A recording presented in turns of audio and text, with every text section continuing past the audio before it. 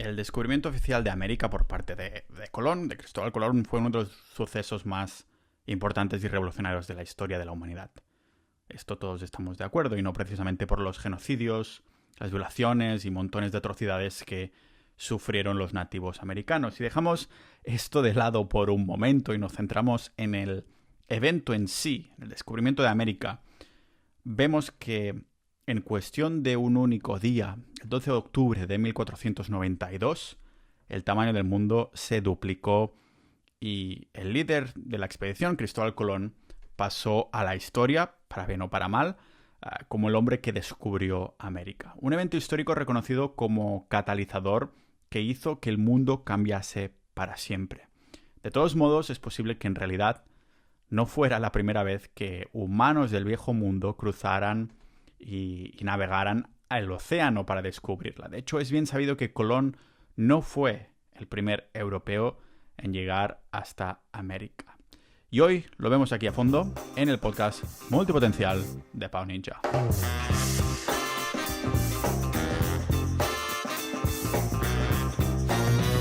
Pero antes que nada tendría que agradecer, cómo no, a los miembros de Sociedad Ninja, Sociedad.ninja, la comunidad del podcast que permite que no hace falta que tenga patrocinadores para mantenerme libre, independiente, libre de patrocinadores. Así que tengo que agradecer a todos los miembros. Ya sabéis que ahí tenéis episodios exclusivos, una comunidad de multipotenciales con multitud de intereses y pasiones de la hostia. Y aparte de este también incluso tenemos club de lectura, uno que no hemos puesto en el club de lectura, pero yo sí me leí por mi lado. Fue El Enigma de Colón y el descubrimiento de América, que ha inspirado este episodio, que es posible gracias a los miembros de Sociedad.ninja, por menos de lo que cuesta una cerveza en Suiza al mes. Os podéis apuntar y pasar a formar parte. Como os decía, es una lectura que he disfrutado y que he aprovechado para resumir un poco, ¿no? Porque, como digo, la lectura se llamaba El Enigma de Colón y los descubrimientos de América, de Juan Eslava Galán. De esos audiolibros que me han acompañado algunas noches antes de ir a dormir. Si es de historia, digamos que para mí es perfecto, porque es como si te cuentan un cuento infantil, con diferencia que supuestamente, que ya sabéis que la historia lo cuentan los vencidos, supuestamente ocurrió de verdad. Y que se hablan de los, de los pechos de las nativas americanas que volvieron locos a toda la tripulación de Colón mientras buscaban la gloria y cosas por el estilo. Y en la temática de buscar la gloria también, algo que también se mencionó en la historia de Noruega fue el hecho de que los vikingos ya habían pisado América muchos años antes que Colón lo hiciera. Cuando me leí la historia, el libro de Historia de Noruega, me lo leí un par de veces porque me encantó. También se mencionaba esto, ¿no? Las posibles expediciones vikingas a Américas, y en este libro sobre el enigma de Colón y el descubrimiento de las Américas también se menciona. Para ese entonces los vikingos ya habían colonizado Islandia y Groenlandia más o menos hace un milenio, alrededor del año 950. Hacia el año 999 se sabe que Leif Erikson salió de Noruega para convertir a los habitantes de Groenlandia al cristianismo. Por malas pasadas del destino, el viento le desvió de su rumbo y acabó encontrando una nueva masa de tierra a la cual volvería para explorarla hasta llegar a Nuevo Brunswick, en Canadá. Los asentamientos que construyó ahí, en este aspecto, solo fueron temporales, y después de fracasar en sus intentos de comerciar con los nativos, volvió a Groenlandia sin ser consciente del alcance de su descubrimiento. Entre las pruebas de este viaje se incluyen las ruinas de asentamientos vikingos en Lens of Meadows, además de testimonios históricos. Pues bien, este sería el único contacto demostrado sin ninguna duda entre el viejo y el nuevo mundo antes del viaje de Colón. Pero esto no quiere decir que no existan ciertas evidencias que apunten a descubrimientos incluso anteriores. Las ganas de haber llegado a América antes que nadie son bien plausibles alrededor de la historia, llegando hasta el punto de fanatismo. Fijaros que un par de campesinos suecos falsificaron una inscripción en una roca utilizando incluso un lenguaje rúnico muy antiguo a ellos para escribir un mensaje del rollo: X navegadores suecos en la fecha X hemos llegado a estas tierras, bla, bla, bla. Caló tanto esta piedra que hasta estuvo de exposición en algunos museos, pero se desmintió como más falsa que una moneda de 3 euros. También hay una corriente de que Colón no era Colón, sino Coulomb, un apellido catalán, y tanto italianos, españoles, portugueses han querido aclamar durante años que les pertenecía, que nació ahí, que le corría sangre de sus naciones, lo que sea. Tal vez es por esto que sus restos están más que esparcidos entre América y Europa. Realmente no es que Colón esté en un sitio, está en varios.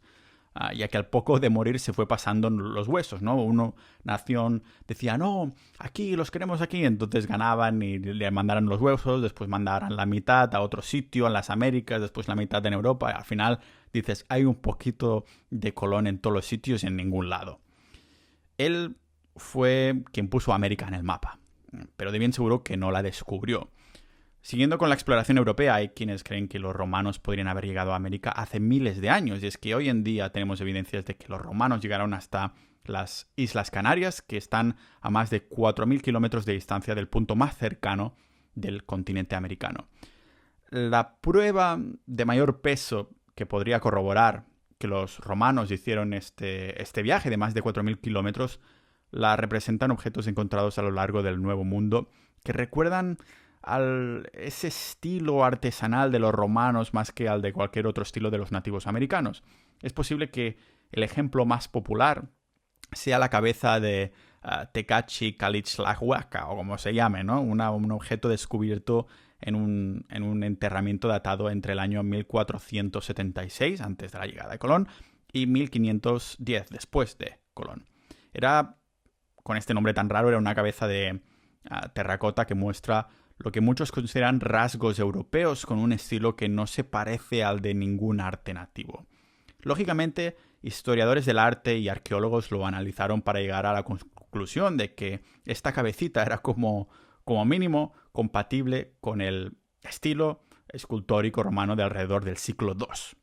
Pero hay que ser escéptico.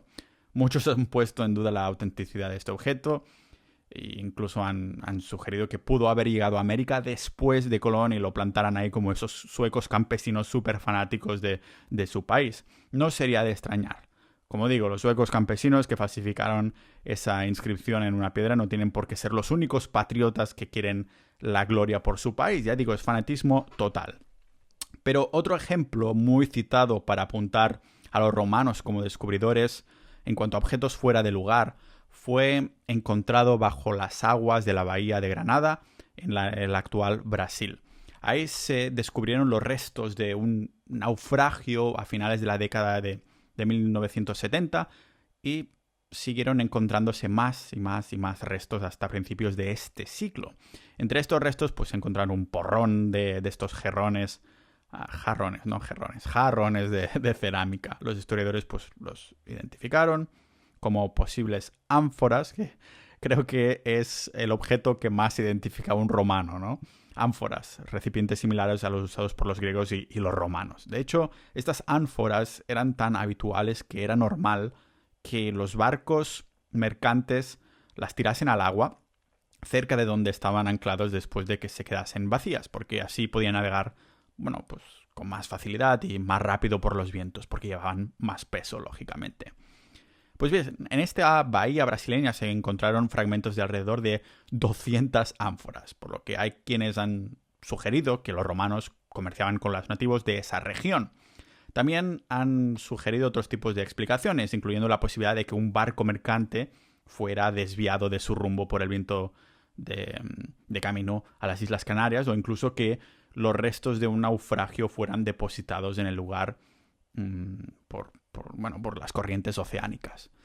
Pero no sé yo, 200 ánforas son 200 ánforas. Qué casualidad que estuvieran todas apilotonadas juntas, ¿no? Claro que tampoco lo podemos tachar de prueba sustancial suficiente, que ya sabemos que para nuestros historiadores, si no está escrito, no existió. El caso es que las poblaciones vikingas y romanas no son las únicas teorías que se barajan entre los primeros que pisaron esas tierras.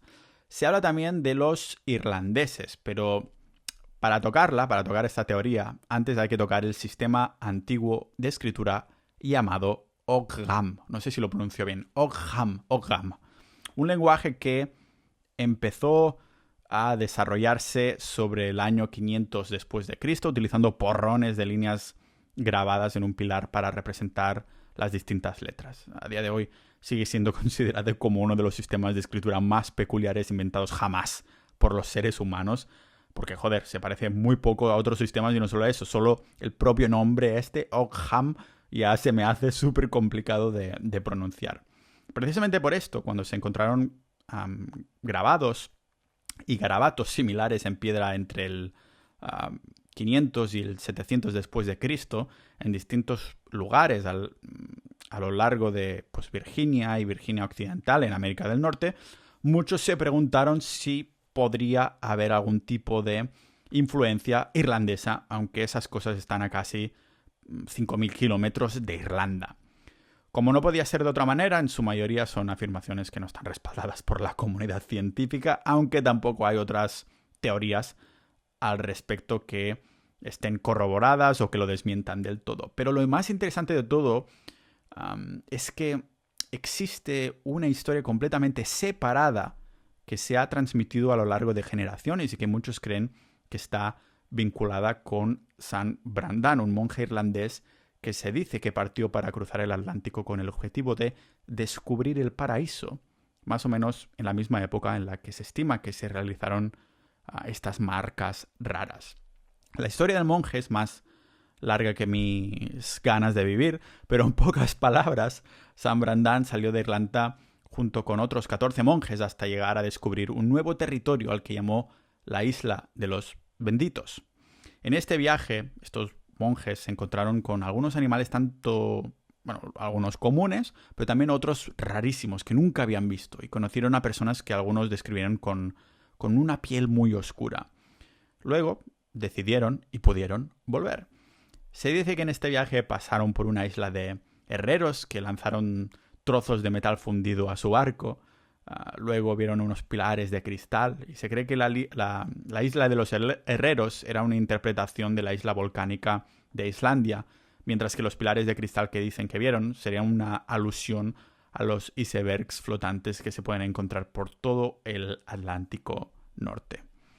Para rematar todo esto, en 1977, el explorador británico Tim Severin completó el trayecto desde Irlanda hasta América usando únicamente un barco tradicional irlandés, demostrando así que, como mínimo era posible en esa época realizar un viaje así.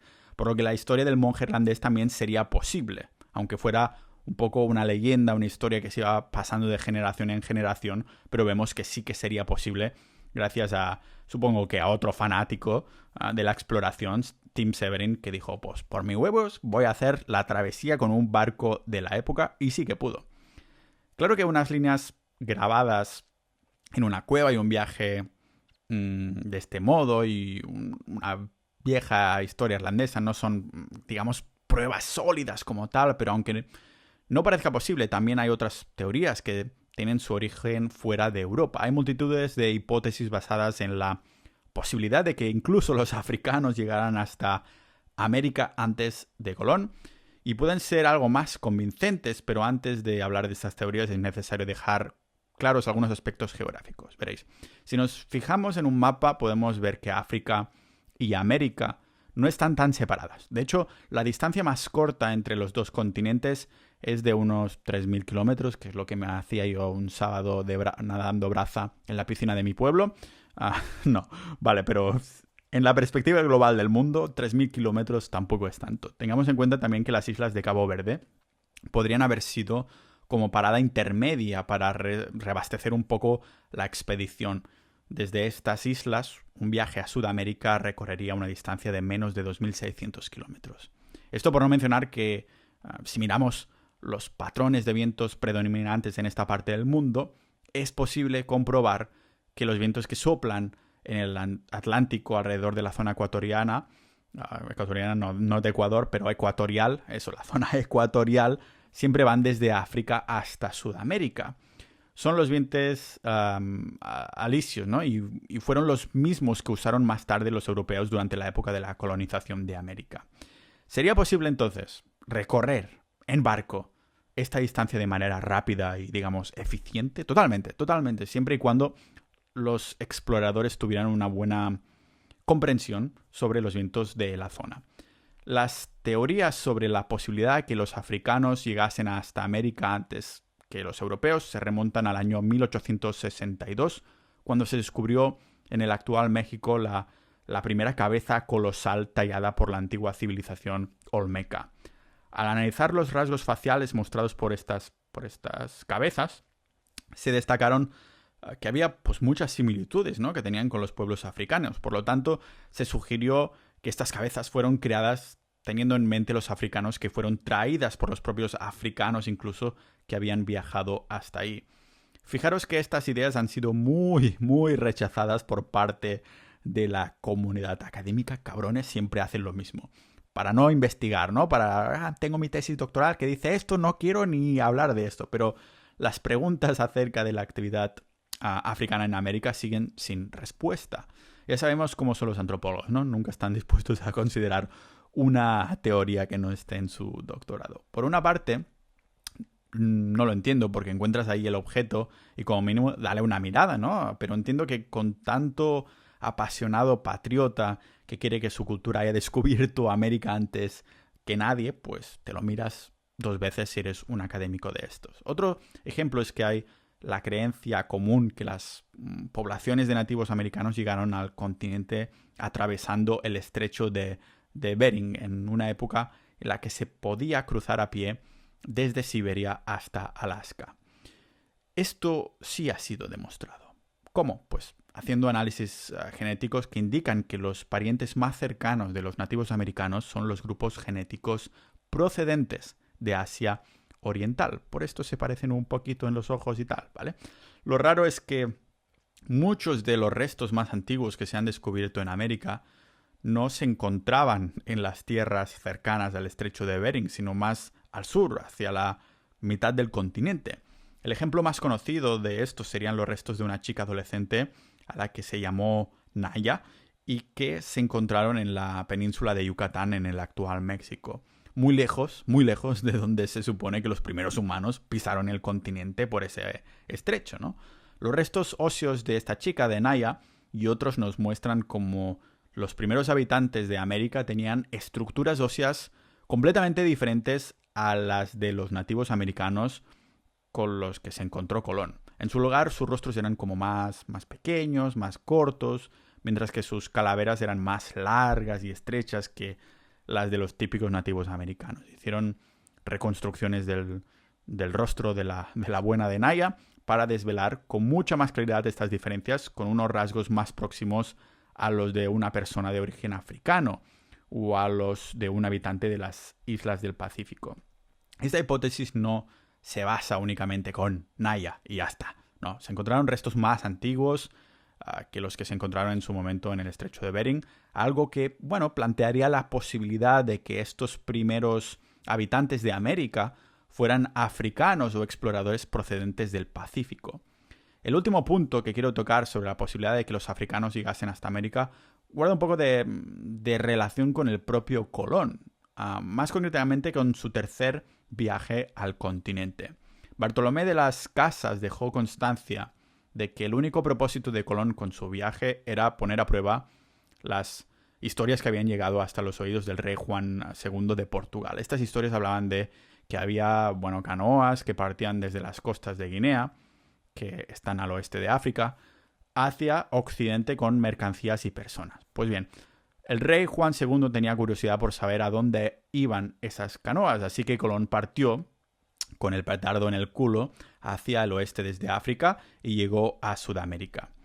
¿Quién sabe si estos mitos sobre mercaderes africanos eran ciertos o no? Lo que está claro es que la tierra a la que viajaba sí que era real, lo que desde mi punto de vista aporta algo de credibilidad a todas estas historias. Hay pruebas tangibles que respaldan cada una de estas historias, aparte de cuentos transmitidos oralmente a partir de fuentes originales que lógicamente se han perdido y solo se presta atención a lo escrito de muy antiguo y ya está. Algunas historias de estas perdonan, como la de los tres Kichis, es muy interesante, ¿no? Mientras servían a bordo de un barco que transportaba arroz, Iwakichi, el oficial de navegación, Kyukichi, un ayudante de cocina, y Otokichi, que es otro ayudante de cocina, junto con otros 11 hombres, se encontrarán con una tormenta en las costas de Japón. Por culpa de la jodida tormenta, el mástil y el timón pues se rompieron y dejaron a toda la tripulación a la deriva en medio del Pacífico. Pero como el barco transportaba arroz, los hombres disponían de suficiente comida para sobrevivir. Qué mala suerte que no era carne. A lo largo de los 14 meses siguientes, la corriente de Kuroshio los fue llevando hasta el actual estado de Washington. Y cuando llegaron a tierra, solo habían sobrevivido los 3 Kichis. Los demás habían fallecido por desnutrición. Ya sabéis por qué llevaban arroz y no carne fresca, aunque llevar carne fresca se les hubiera podrido o algo por el estilo. Así que era una cosa o la otra, o morir casi, ¿no? La historia es más larga, pero lo relevante en este caso es que se trata del primer ejemplo del que se tenía constancia de un barco que fue llevado desde Japón hasta América del Norte sin ningún sistema de propulsión o de conducción. Después de este caso, se registraron, es verdad, otros parecidos y muchos académicos pues consideran que es difícil de creer que estas historias empezaran a tener lugar justo después del descubrimiento de Colón. No hay pruebas de que ocurrieran antes de la colonización de América, por lo que todas las afirmaciones sobre esta cuestión son totalmente, podemos decir, ¿no?, circunstanciales. Pues bien, si echamos otro vistazo a los vientos y las corrientes predominantes, es posible ver que hay una corriente comparable a la de Kuroshio en el sur del Pacífico, lo que abre la posibilidad de un descubrimiento de América por parte de los polinesios. Y es que es bien sabido que los polinesios eran unos navegantes de la hostia, lo que explicaría por qué hay tanta evidencia a favor de un posible contacto entre los polinesios y los nativos americanos. Mi favorito de este contacto es el boniato o la batata, que se sabe que tiene su origen en América Central o del Sur, pero cuando los primeros europeos exploraron el Pacífico, también encontraron boniatos a lo largo de toda la Polinesia. Y eso que la mayoría de las islas habitadas por los polinesios eran de origen volcánico, por lo que nunca compartieron la misma historia geológica con América. Por lo tanto, el boniato tuvo que haber, llegado a esa zona por otros medios. Algunos se han basado en esta premisa para afirmar que los propios polinesios llegaron a América del Sur y volvieron trayendo consigo las plantas para cultivarlas, y otros han propuesto que este vegetal logró dispersarse un poco, ¿no?, por sí solo a lo largo de miles de años gracias a las corrientes oceánicas. Sea como sea, ninjas de la vida, la teoría de la introducción por parte de los polinesios ayudaría a explicar por qué la palabra protopolinésica para el boniato, que es Kumala, es muy similar a las palabras correspondientes al quechua y al aymaya, ¿vale? Kumar y Kumar se llama. Y no serían el único ejemplo, porque no podemos olvidar las momias peruanas con savia de un árbol de Nueva Guinea, hasta canoas de California que recuerdan en forma y también en nombre a las construidas por los polinesios. Me encantan estos enigmas, pero siempre hay que ir con los pies en el suelo, porque como hemos visto y ido viendo, ninguna de estas hipótesis ha llegado a desmontarse, pero tampoco a validarse con pruebas sólidas e indiscutibles. Sí que es verdad que siempre se desmontan antes que no se intentan investigar, ¿vale? Ahora bien, también es verdad que ningún grupo de académicos dice, venga, pues yo me lo creo y voy a destinarle fondos aquí a esta posible hipótesis. No, ¿vale? Obviamente, esto está claro, alguien llegó a América antes que Colón, como demuestran las millones de personas y las antiguas civilizaciones con las que se encontró tras el primer contacto.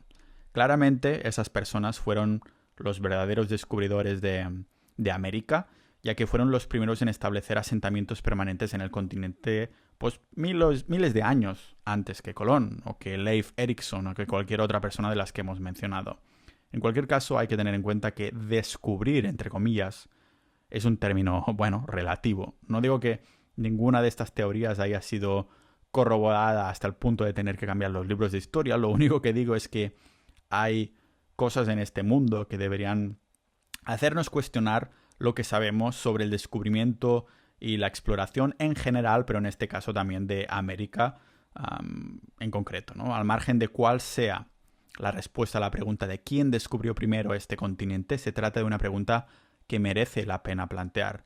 Lo que es innegable es que aunque montones de culturas pisaran decenas o miles de años antes las Américas, Colón fue quien las puso en el mapa del mundo contemporáneo y quien asentó las colonias, por desgracia, por los nativos. Me encanta hacer estos episodios para vosotros sobre historia. Quiero también hacer más de vez en cuando. Sea como sea, recordaros que estos episodios son posibles, que mi tiempo se pague para prepararlos a los miembros de Sociedad.ninja, la comunidad del podcast. Somos multipotenciales, nos gusta la historia y muchísimos otros temas. En la comunidad de Discord puedes silenciar los canales que no te interesen y así recibir notificaciones de los que sí te interesen, y cuesta menos de lo que le costó a Colón ir a las Américas, unirse y apoyar este podcast y acceder a los episodios exclusivos. Sea como sea, un agradecimiento enorme a los miembros de Sociedad.ninja, ninjas de la vida. Nos vemos en el próximo episodio de este podcast multipotencial de Pau Ninja.